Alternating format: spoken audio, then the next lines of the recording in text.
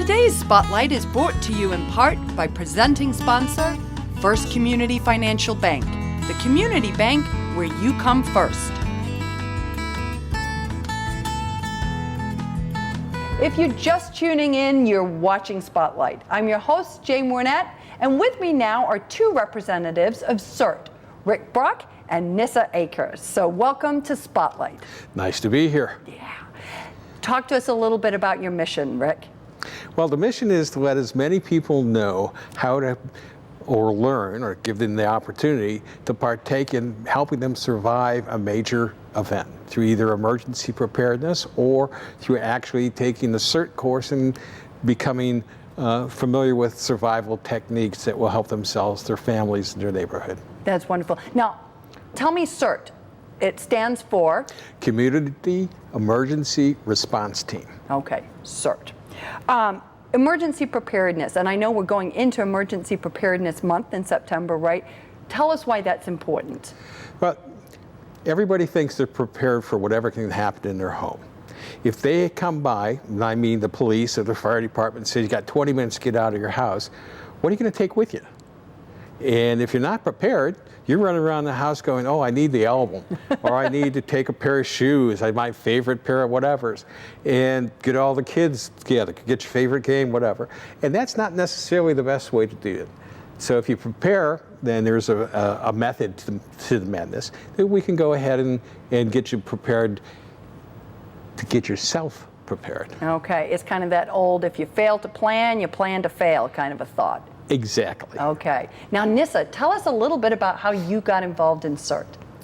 Well, I've always had that interest of helping humans and helping others, but also I like the idea of helping animals and pretty much everyone involved. So my father actually does a lot of emergency management stuff with nuclear reactors. So this was more of, okay, we both wanted to learn emergency side, so we took CERT as just kind of like that basic level. He had much more knowledge, but it was a father-daughter thing of let's get involved, let's do this together, of what's the basic knowledge of emergency response. What a great bonding experience. It was. Right? That's so nice. It's like time together and learning something important. Mm-hmm. Now, I know that you have stayed involved in CERT even when you haven't been here in Naperville. That's so correct. Tell us why.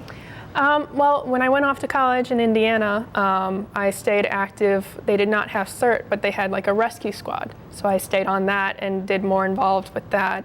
And then in Kentucky, I joined the Lexington, Kentucky CERT team. And it was just more of getting more knowledge out there, as well as just meeting more contacts. And you can never stop learning about emergency responsive way we do things in Naperville versus what they do in Lexington.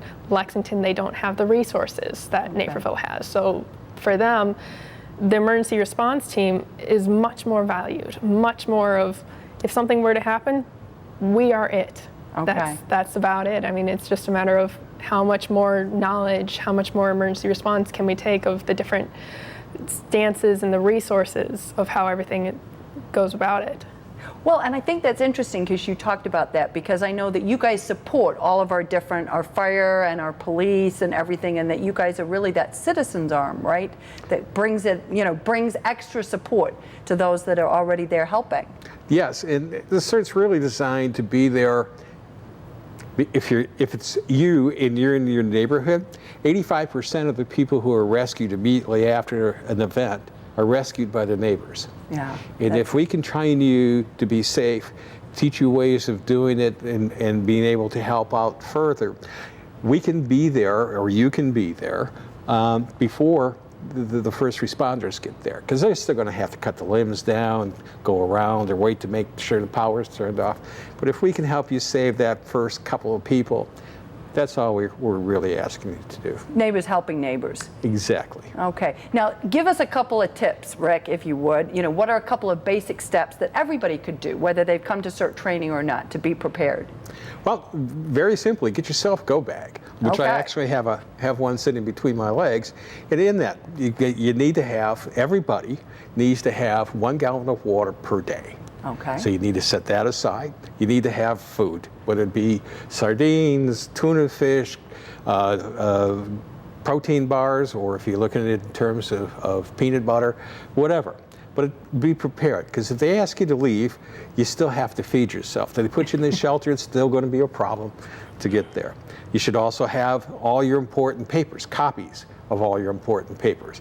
If the electronics go down, you can't get money, the bank, you walk in today into the door and they say, "Hi, I'm Jane," they're going to say, "Okay, sure, prove it." And so you had to have your bank account stuff, your driver's license, a copy of a passport if you happen to have it. Everything else should be put away and kept. A little bit of money, maybe $100, $150 in small money, small bills, and things like that, medications that you needed, but yes. All into that one little bag. Have it ready to go. Yeah, and it's just a little backpack. Yep. Just something simple. Okay. Now, if I'm going to sign up and I'm going to come take the CERT classes, tell me a little bit, Nissa, you've gone through it. I know, Rick, you've gone through it, but tell us a little bit about what would we experience? What are those like? Yeah, they're mostly, depending on the number, well, usually between 5 to 20 people in the classroom, and we'll do a lot of like lecture type stuff, going over whether it's search and rescue or fire extinguishing or first aid. And then from then on, they'll say, okay, let's take a break. Let's actually try this. All right, these are the things in your classroom, make a splint. Whether it's just newspaper or pieces of wood or whatnot, it's not like the paramedics who have that bag, that have the equipment. It's what do we have in our house that we can use to treat this broken arm and different stuff like that, and as well as like the basic search and rescue. Okay, do we just look underneath a chair, or do we how do we all do this? So it's very much of a learn and then hands-on. That's great. So we're applying what we've learned, we're getting a little lecture, then we're applying it right there in in the classroom. That's terrific. Now you have classes that start on October 7th. Correct. Okay. How could we sign up for that? There's several ways. You can go to the city link, the Naperville city website. There's a link for emergency preparedness. Go through that, and that will put you in touch with our website, which is napercert.org. Okay. And that will bring you to our website, and then you just look for its important forms. Okay. And fill it out, and we have to use snail mail, but just mail them back to us, and we'll be happy to sign you up for the class. And there's no cost, right? Absolutely free. Absolutely free. So for no money at all, we can get completely prepared and be ready for an emergency. We'll get you well on your way to being that way. Okay, wonderful. So to learn more about CERT and how you can sign up for their fall class, please visit their website. We're going to be right back after these messages with more Spotlight, so stay with us.